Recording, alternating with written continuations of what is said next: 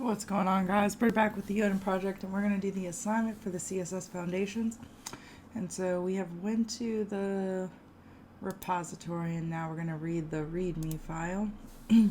These exercises are a series of CSS-related tasks intended to complement the HTML and CSS content on the Odin Project. They should only be done when instructed during the course of the curriculum. When doing these exercises, please use all the documentations and resources you need to accomplish them. You are not intended to have any of this stuff memorized at this point. Check the docs, use Google, do what you need to do, besides checking the solutions to get them done.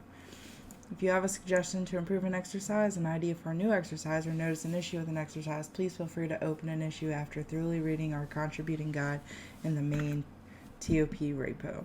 How to use this exercise. Fork and clone this repository. To learn how to fork a repository, see GitHub's documentation on how to fork a repo. So we're going to open that. Copies of repositories on your machine are called clones. If you need help cloning to your local environment, you can learn how from the GitHub documentation on cloning a repository. Go to an exercise directory and open the HTML file in your browser. You can either open the file directly or use something like VS Code's live server extension. So first, let's look at this. Most commonly, forks are used to either propose changes or to someone else's project to which you do not have write access, or to use someone else's project as a starting point. You can fork a repository to create a copy of the repository and make changes without affecting the upstream repository. For example, you can use forks to propose changes related to fixing a bug rather than logging an issue for a bug you have found. You can fork the repository, make the fizz, submit a pull request to the project owner. Use someone else's project as a starting point for your own idea. Alright, forking a repository. You might fork a project to propose changes to the upstream or original repository. In this case, it's good practice to regularly sync your fork with the upstream repository. To do this, you'll need to use Git on the command line. You can practice setting the upstream repository using the same Octocat spoon knife repository you just forked. Okay, but it didn't tell us how to fork it.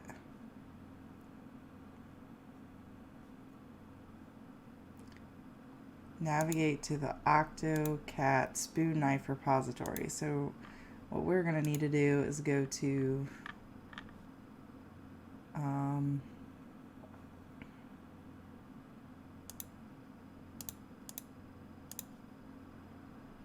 foundations, and we want to fork this repository.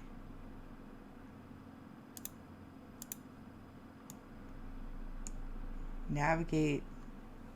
Okay, but I don't want to go to that one. Let's go to it.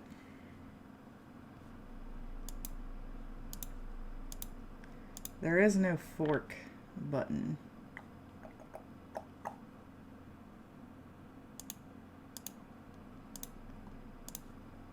So let's go back. Owner, repository name. CSS exercises. Merge pull request. Da da da da da.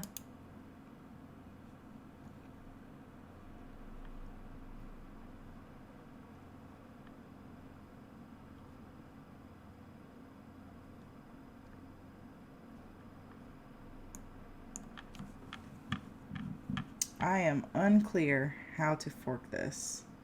7 branches.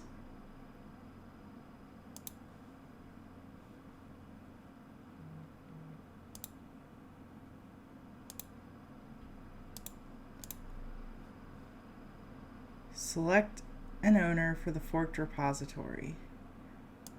In the top right corner of the page, select fork. Oh, here we go. Fork. Fork this. Alright. Select an owner for the forked repository. By default, forks are named the same as their parent repository. You can customize the name to distinguish it further.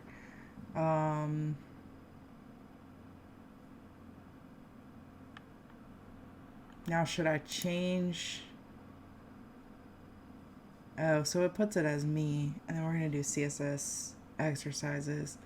We're going to put the Odin Project CSS exercises. Okay. Create fork. So your repositories, and then here we have our own fork. Okay. Now we need to look at cloning.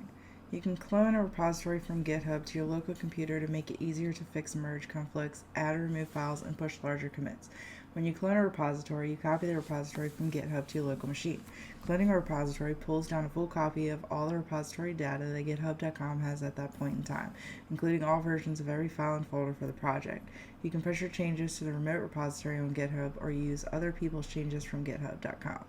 For more information, see Using Git. You can clone your existing repository or clone another person's existing repository to contribute. On github.com, navigate to the main page of the repository. So this will be the main page. Above the list of files, click Code.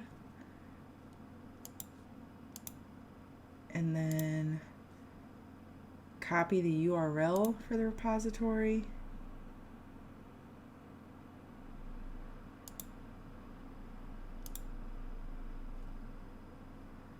Okay, copy.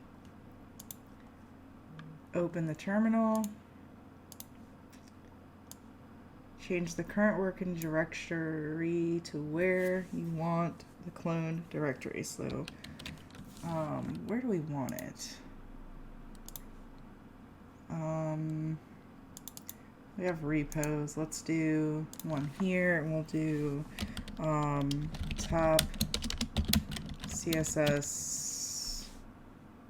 What was it called? CSS exercises.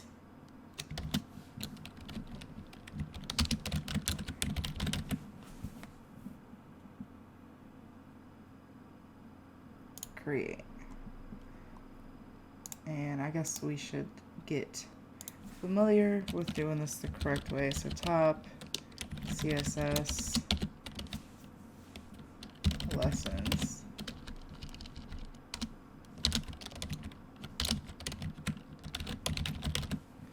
All right. Now we want to go to home/Britter. Oh wait, we gotta do CD home. Did we do the slash? home/Britter/repos? No. CD home Britter repos. Alright, so now we're in the repos folder. We need to do CD top -css.exercises. Maybe we have to do the whole thing. Change directory to home/Britter/repos/top CSS exercises. Okay, so now we're in that folder. Type git clone, and then paste the URL you copied earlier. Did it paste it? It gave us a little bit extra there. So, do we want that? I don't know if we want that or not.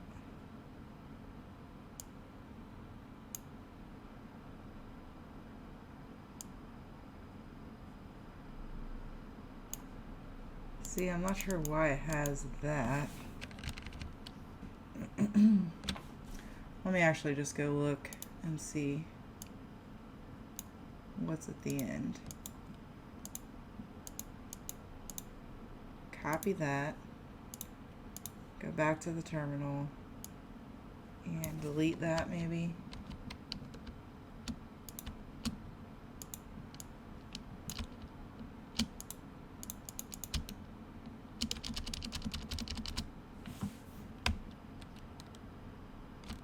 And then go back and then paste.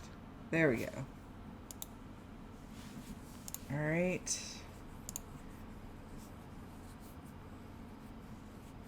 Press enter to create your local clone. cloning. Alright, let's take a peek and see if that did what we needed to do. Bear with me, guys. I know I'm slow, but I gotta learn how to do this. You guys do too.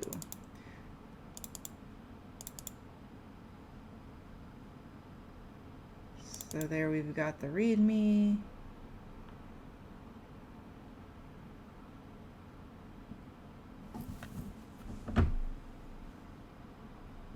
Okay.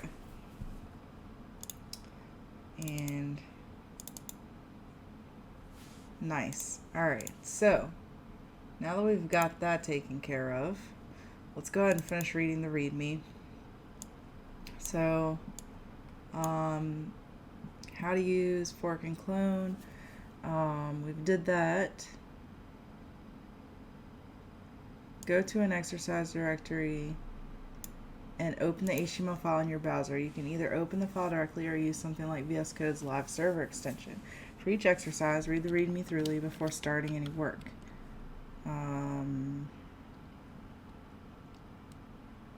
Each README has a self-checklist. Use this to make sure you haven't missed any important details in your implementation. Make your edits in the index.html and or the styles.css files in order to make the output in your browser look like the desired outcome image. Depending on the instructions of the exercise, you may only need to make edits in one of these files. Once you successfully finish the exercise, check top solution and compare it with yours. You should not be checking the solution for an exercise until you finish it. Keep in mind that top solution is not the only solution. If your solution differs wildly from the top solution and still passes self-check criteria, feel free to ask about it in the chat room. Do not submit your solutions to this repo, as any PRs that do so will be closed without merging. The official solutions put all changes at the end of the CSS file, which may duplicate some selectors, e.g. there might be a body in the given CSS and another body in the solution. When you're working on an exercise of it, it is best practice to add your CSS to existing selectors instead of duplicating them at the end of the file. We're sacrificing this best practice in our official solutions to make it extra clear to you what things we changed to solve the exercise. Unless listed in the self-check section, do not worry about getting the exact pixel value for things like margin padding and font size.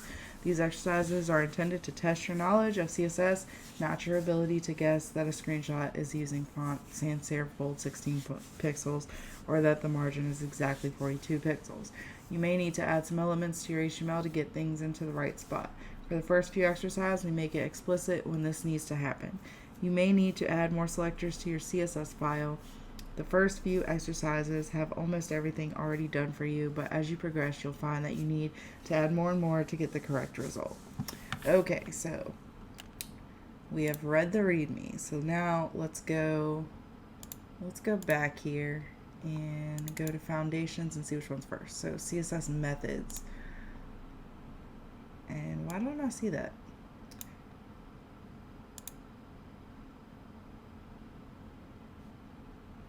I don't understand why I don't see the stuff here. Flex, animation, margin and padding. I don't see any of those on there. CSS methods. Why don't I have that in here?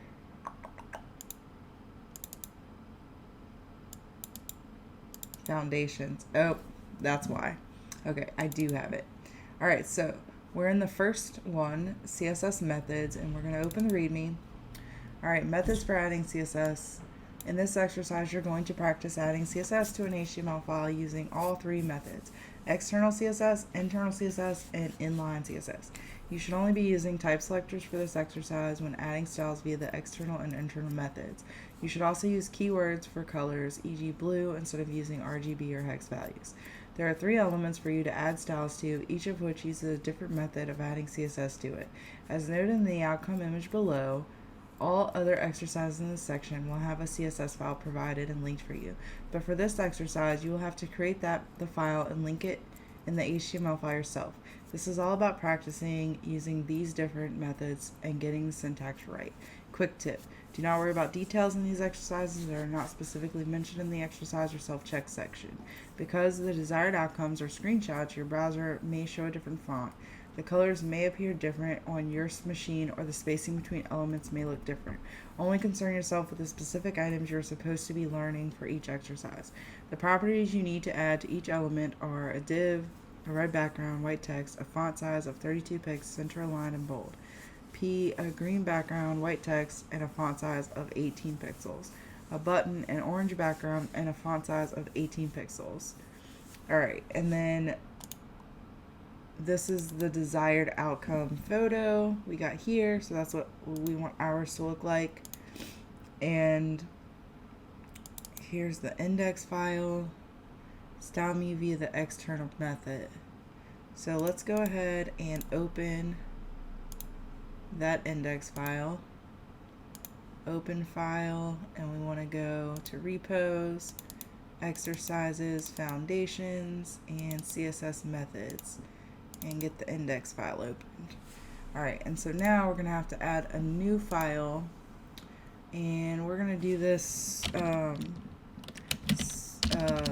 styles.css.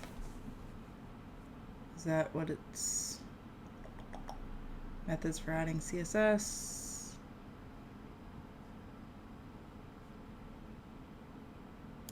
And we're going to save that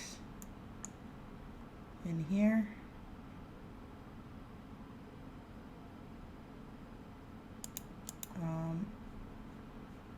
Create file. Cancel. No. Styles.css. Okay.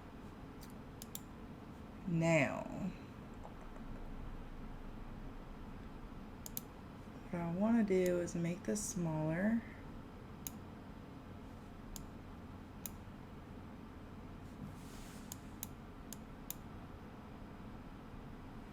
Trying to get this so we can see both things that we need to do here.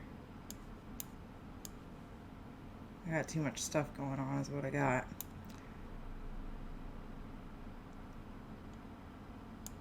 Let's make this side a little bit bigger.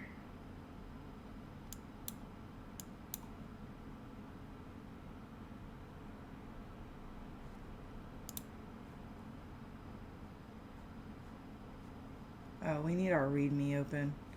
So README. Let's try to make this smaller. Like that. And like that. Now, we've got our HTML doc, our HTML language, methods for adding CSS, we got that. And now I need to remember how to link our CSS, how to add this to this. So we're going to do, does it go in the head? I think it goes in the head. So a ref equals styles.css.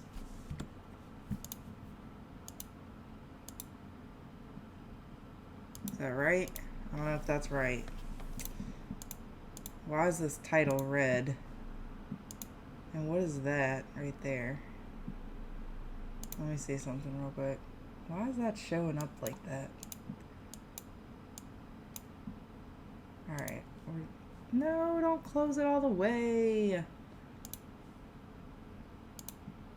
There we go. Alright. I don't know if I did that right.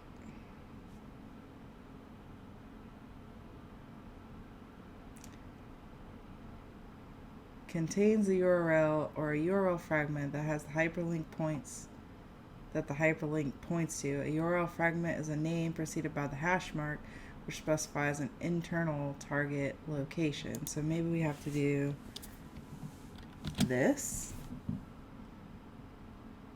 Follow link, control click.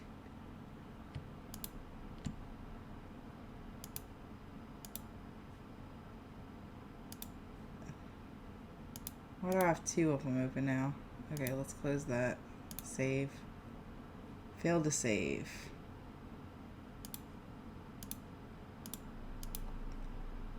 Don't save. Okay. I don't know if I'm doing this right, guys. I really don't. All right, so div, a red background. So let's go here and let's do div, and we're going to put background color to red. And let's go ahead and save that. Save this. And then go ahead and see if that did anything here. And it did not. Oh, wait. Overwrite. Refresh. No, I don't think I'm linking this properly. So let's go back. Oh my gosh. I think it was somewhere here. No, it was further down.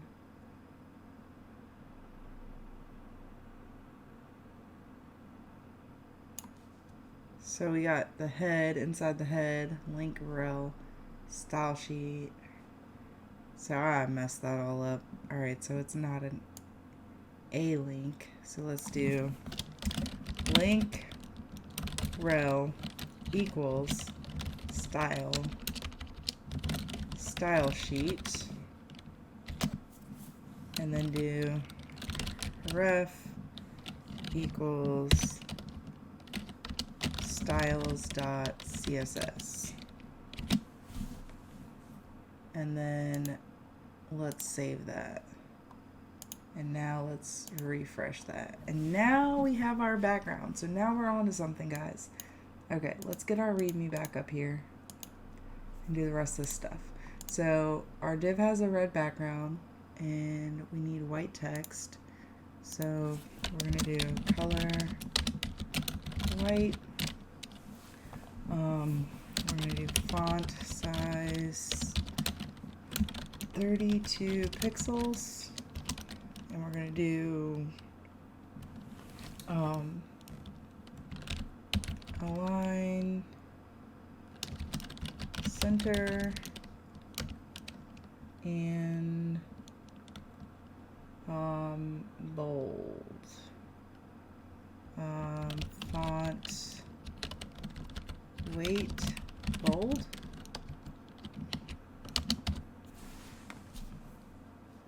Let's save that and refresh this guy.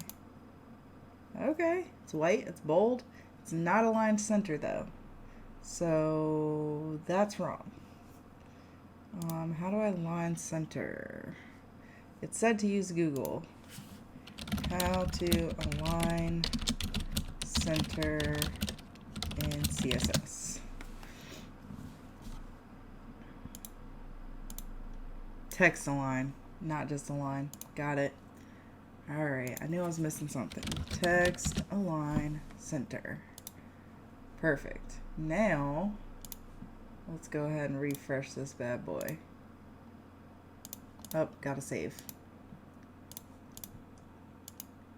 There you go. All right, we've got that down now. So let's go back to this.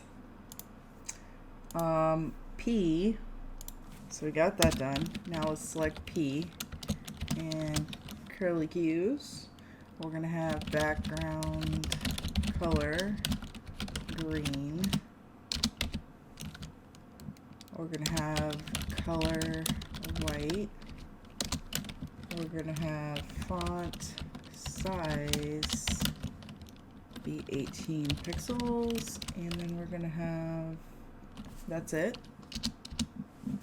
a button, an orange background, and a font size of 18 pixels. So is there a button already? Yes. So now we want to select the button. So I think we have to do dot, I took away the curly cue. So now we're gonna do dot button, and we're gonna do background color orange and font size So let's save that and refresh. So we got this, but not the button. So semicolon expected, no semicolon expected. What do you mean no semicolon expected? Button. Oh, I guess I don't need the dot because it's not set up as a class. So let's save that, refresh. There we go. So let's go here, let's look at our desired outcome again, and I would say it looks like that. So I think we're done with that one. Let's look at the solution. So let's look at this.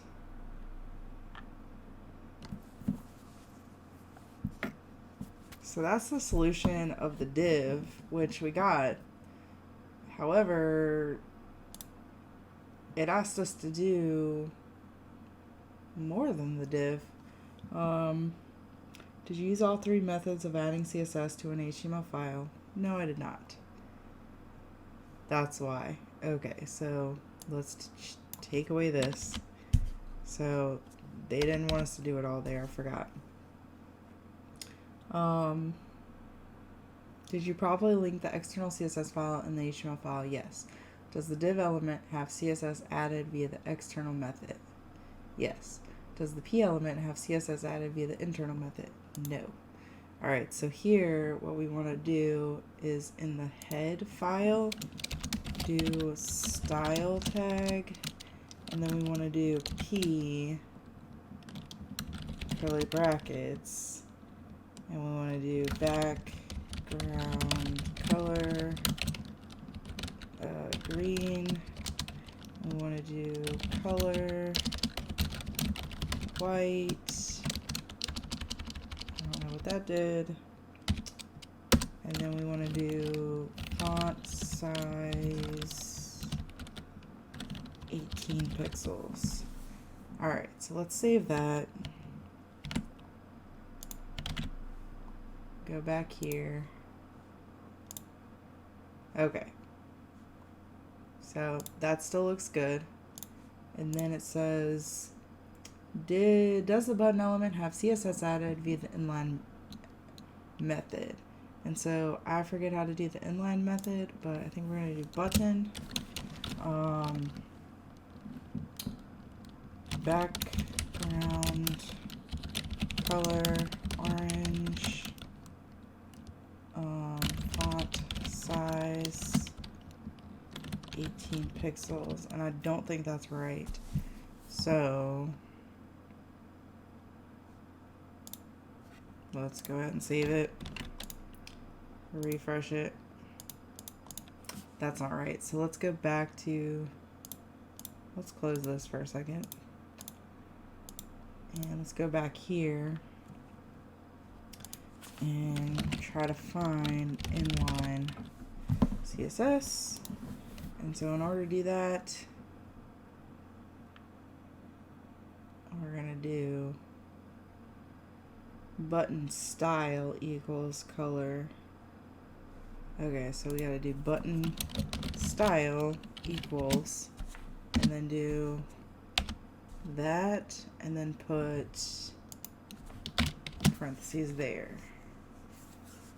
I think that's correct. Color, background color, orange, font size 18 pixels. So let's save that, and then let's see if that worked. And it did. Okay. Now let's go back here and check the solution for the HTML file, and it looked just like that. Alright, so that is exercise 1 done.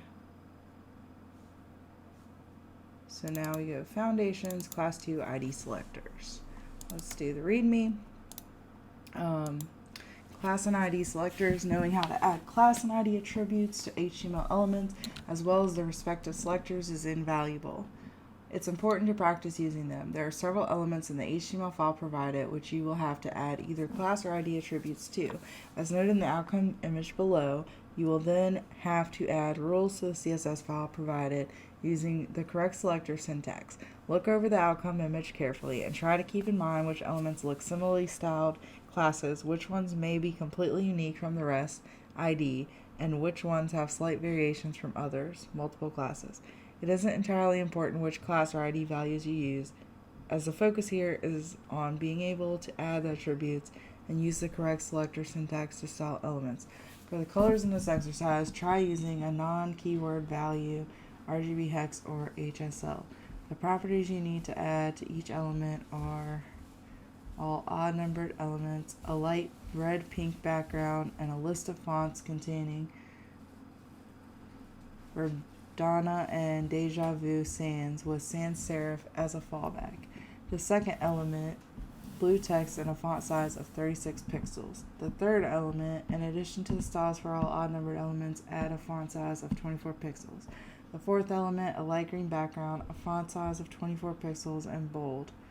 Quick tip, in VS Code, you can change which format colors are displayed in RGB, hex, or HSL by hovering over the color value in the CSS and clicking on the top of the pop-up that appears. Note, part of your task is to add a font to some of these items. Do not worry about the font of the rest of them. Your browser's default font might be different from the one displayed, and that's okay for this exercise. Alright, so let's look at our desired outcome. Alright, and let's keep that handy.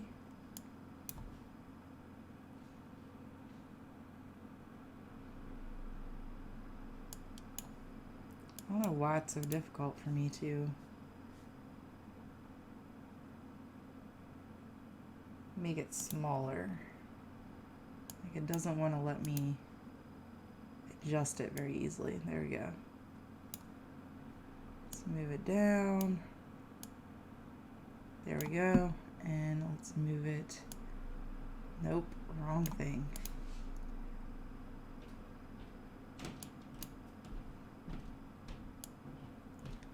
This way. Okay, so that's the full thing right there. Now, let's go back here and it gives us the HTML and the style file. So let's open those. Foundations 2. Index, and then open file styles. Alright. So 1, 3, and 5 are the same. Pretty much all of it's the same. So let's worry about those first, which is the odd numbers. Alright, so all odd numbered elements, a light red pink background, and a list of fonts containing Verdana and Deja Vu sans with sans serif as a fallback. Okay, so the P's. So P is going to be font family, Verdana, comma, Deja Vu, sans,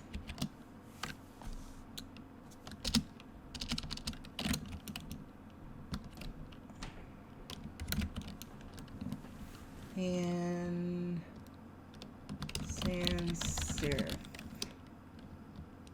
as a fallback. And I believe this one needs to be in parentheses because it's got a space.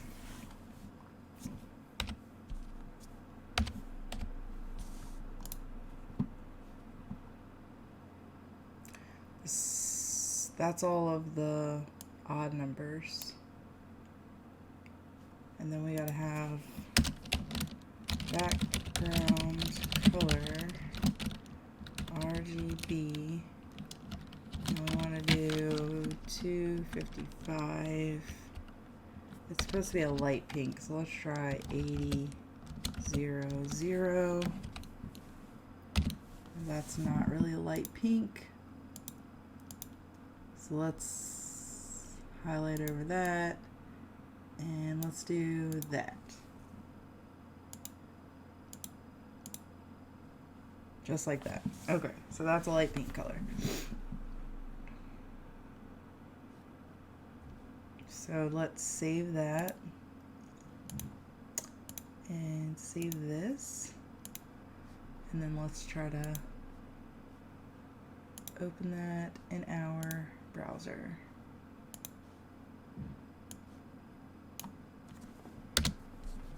Okay, so we've got the light pink on all three, and the font has been changed. Yes, it has. Okay, back to this. The second element, blue text and a font size of 36. So that means that we need to div this one and give it a class. Div class equals I'm one ID. Nope. Div ID equals number 2.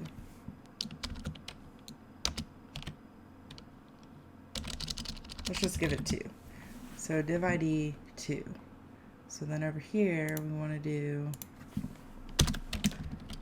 ID, we're going to give it 2. Is it dot 2? We'll see. We're going to give it color blue. I guess we should use RGBA.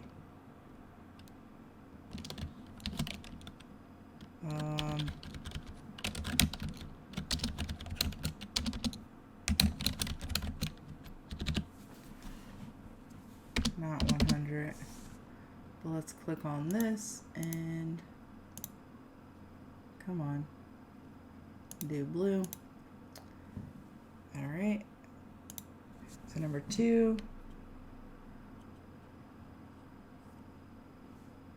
is blue text and a font size of 36 pixels.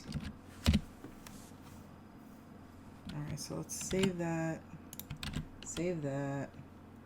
go back over here and refresh. And it's not doing anything. So I think what I need to do is do that instead. Let's save it and refresh. Still not doing anything.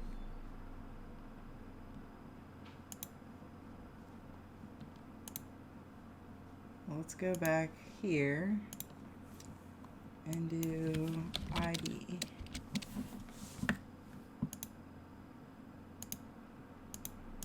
I want to find the first one. So P, let me get rid of that and just scroll all the way to the top.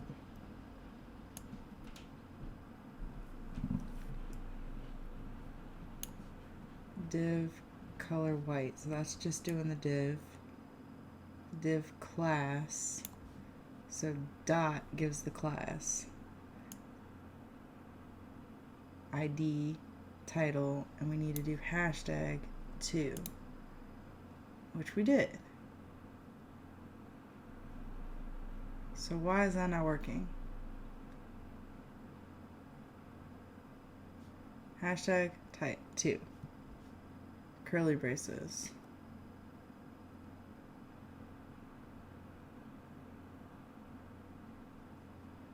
Div ID title, div ID 2, I'm one ID, div ID equals 2,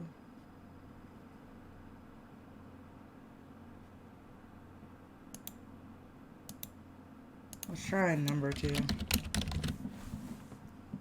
I don't know why that would change it, but number 2.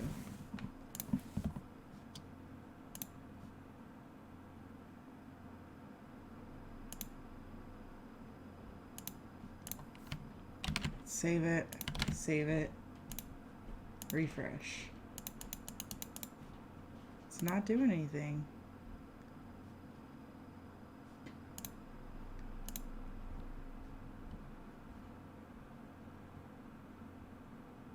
Blue text and a font size of 36 pixels. Why is this font size not working? Sets the color of the element's text. 36 pixels. Element ID equals number 2 selector specificity. Number 2.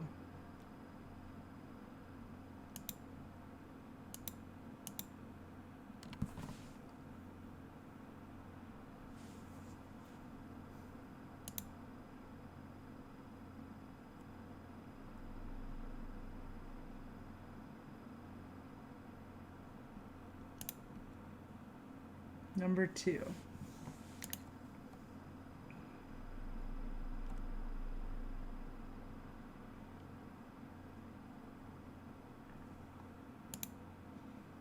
Let me look at the... We can go ahead and get rid of this one. We've completed that one. Okay, number 2, I'm 1ID. Font size, color. The background color should still be white. The font size should be 36 pixels and the color should be blue. So if I do, let's just try number 2. That's not gonna work. I have a feeling. Nope. How about we do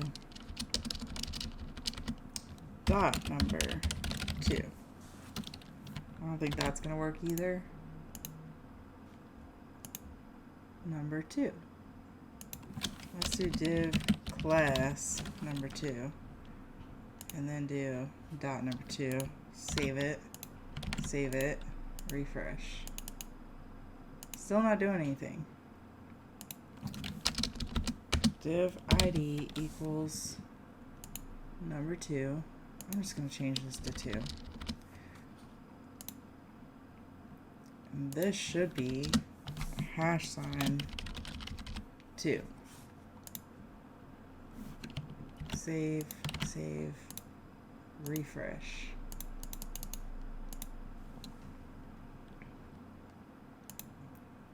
Because that's not a paragraph, so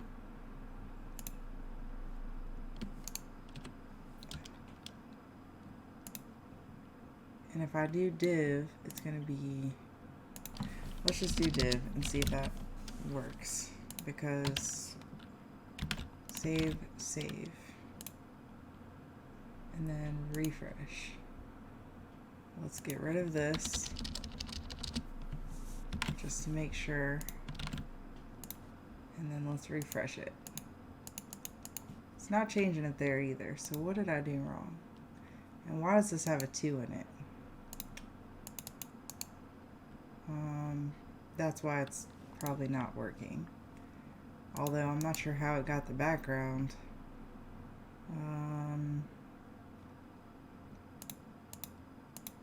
Let's just close it. And now let's open file.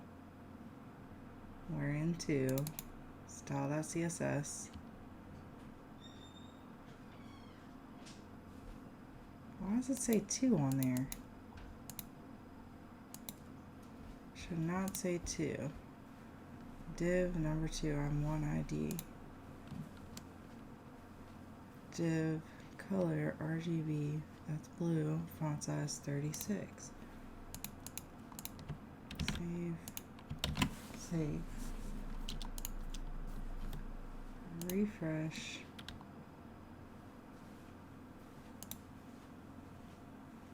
Let's close that. Go back here.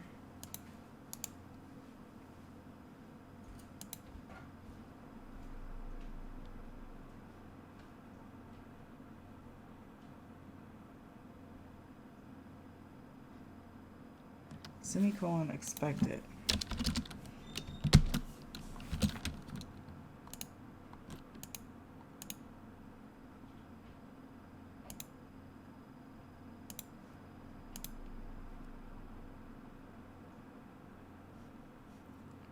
The third element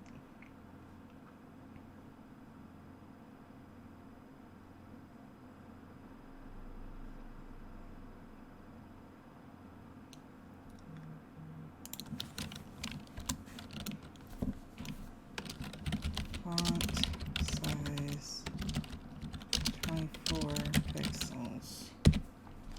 Let's see if that worked. Refresh. That worked. Having a problem with the div though. Okay. The fourth element, a light green background, div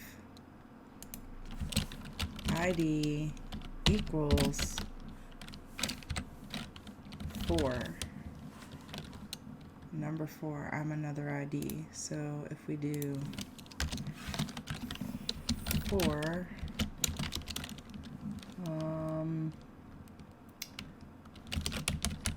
background color, HSL A,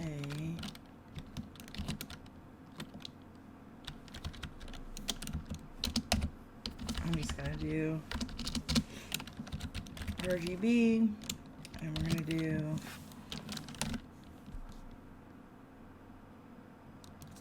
25500, but we want a light green background, so let's go ahead and hover over that, change that to light green. Alright, that is the fourth element, light green background and a font size of 24 pixels, and we want to bold it. So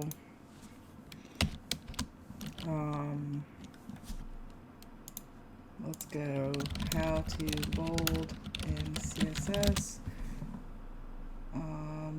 Font weight property set to bold. So we're gonna do font weight bold. Why is this font size working but this font size is not working?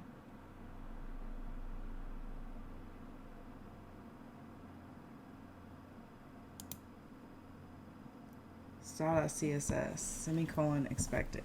I get that it keeps saying that, but it shouldn't be a semicolon there.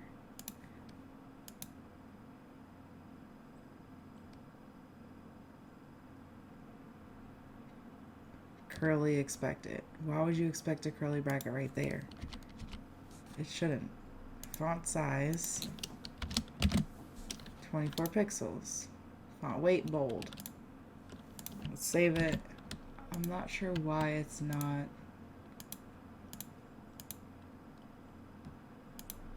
That did not change anything.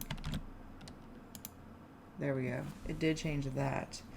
But it's not changing the font size. So what am I doing wrong here? They're all the same. I guess this one. Oh, well, that's the same as that one. But this font size, 36. Let me get rid of this. I mean, those should be the same. So, number 4, 1, 2, 3, 4. So the P's is 1, 3, and 5. And so that's actually 24. Number 4 is not 24 pixels, and I don't know why. It did bold the font. Font weight. Font size 24 pixels. Save. There we go. I guess font size for some reason has to be under font weight. That's the only thing I changed. Literally the only thing I changed. Alright, so where is our outcome? So far, we still have to work on number 4, the background color, and number 2, the font color. So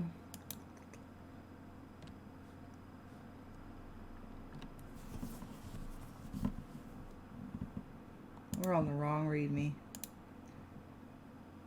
Let's get rid of that one. Let's do this one. And this is a solution for the other one, so we don't even need to look at that right now. So the fourth element, a light green background. So background color. Oh wait, I did have the background color in there, so why is that not working? 4, background color. A font size of 24 pixels and a bold and bold. And this is ours. So why is it not doing the background color?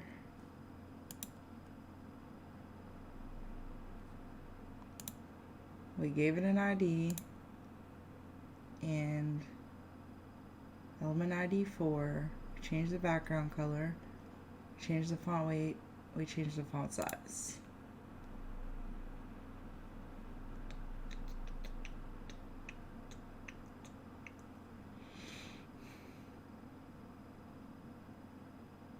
Do the odd numbered P elements share class?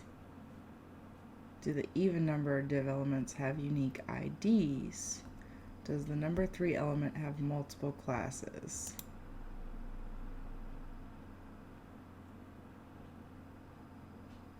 So div ID equals 2.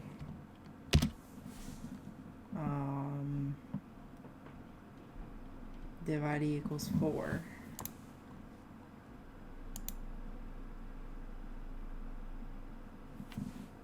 Control save. So let's do this as number 4, number 2. Let's see if that did anything.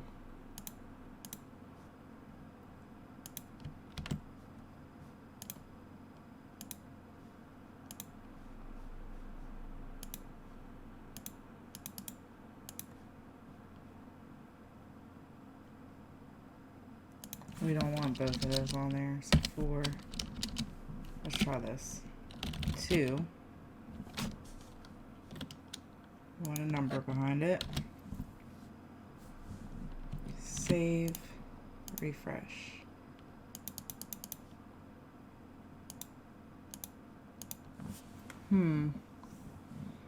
Okay guys, we're hitting 53 minutes. I'm going to go ahead and stop the video here, but we will continue on the next one. Let me know in the comments if you guys know what I'm doing wrong.